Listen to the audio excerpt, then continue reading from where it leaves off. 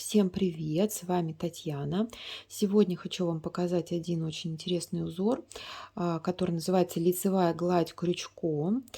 Он очень напоминает лицевую гладь спицами, соответственно, поэтому он так и называется.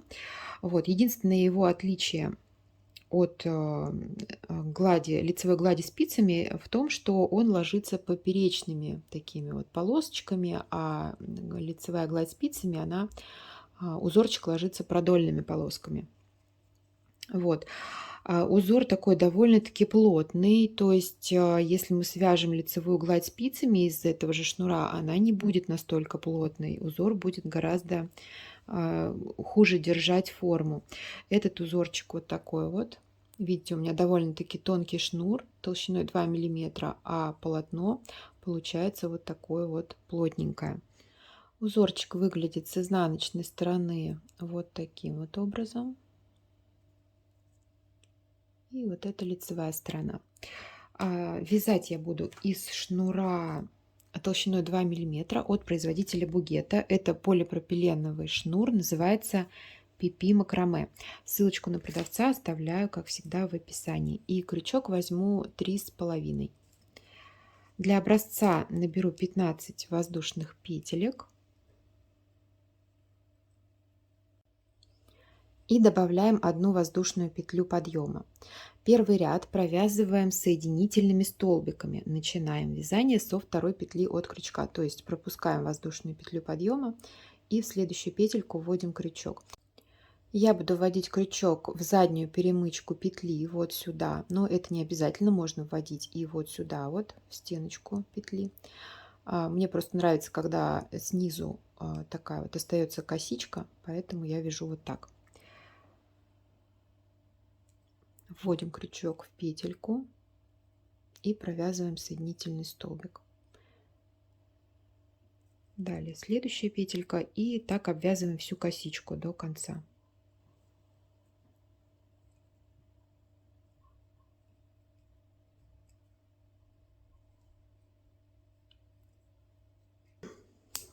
Провязала 15 соединительных столбиков, делаю воздушную петлю подъема и обратите внимание, как я разворачиваю вязание. Разворачиваю таким образом, чтобы рабочая петля у меня была вот здесь впереди, перед крючком. Далее второй ряд вяжем за вот эту вот переднюю стеночку, за переднюю петельку, заднюю петельку, точнее за переднюю полупетлю, вот как это называется. Заднюю полупетлю не трогаем. Значит, вводим вводим крючок в первую петельку вот таким вот образом, то есть с изнаночной стороны заходим и вот так вот подхватываем петельку. Далее выводим петлю наизнанку и эту же петельку протягиваем вот сюда. Ну, то есть мы провязали тот же соединительный столбик, только вот наоборот. Далее в следующую петельку вводим крючок и снова провязываем соединительный столбик наоборот.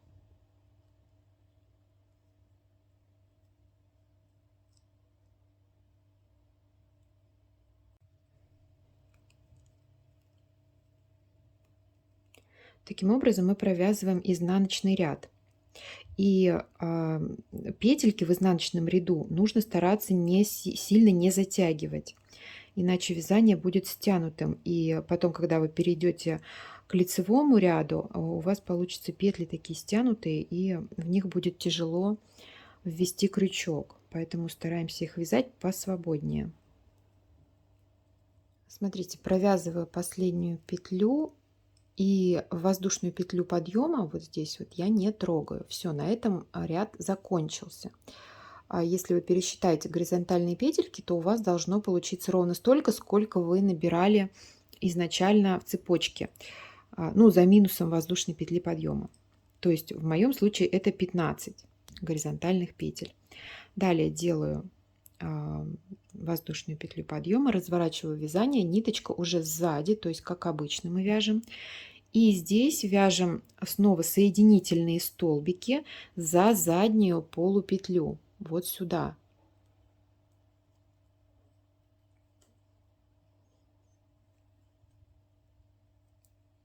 Вот таким вот образом.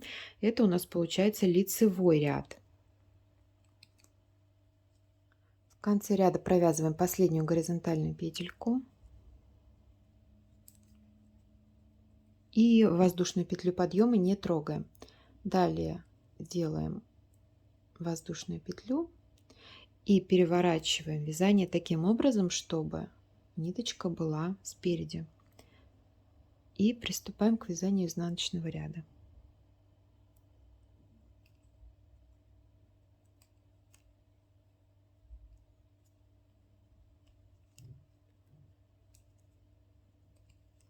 Провязали изнаночный ряд и снова приступаем к вязанию лицевого ряда. И таким образом вяжем все полотно, чередуя изнаночные и лицевые ряды.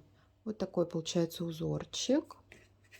Вот для сравнения вам показываю его в темном варианте и в светлом варианте. Ну, такой довольно простой, но в то же время с изюминкой. Такой вот вариант для любителей минималистичных простых узоров.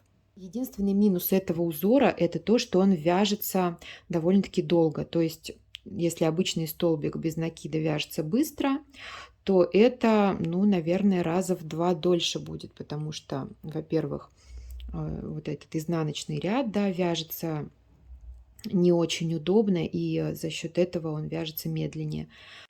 А во-вторых, сам рядочек получается очень низенький. То есть время на него уходит примерно столько же, сколько и на вязание столбика без накида. Вот. Но сам ряд получается в 2 раза ниже. Ну что ж, это все, что я хотела вам сегодня показать и рассказать. Спасибо, что были со мной. Подписывайтесь на мой канал, ставьте лайк и задавайте вопросы в комментариях. Также заходите на мою страничку в Инстаграм и подписывайтесь. Там очень-очень много всего интересного. С вами была Татьяна. Всем пока-пока.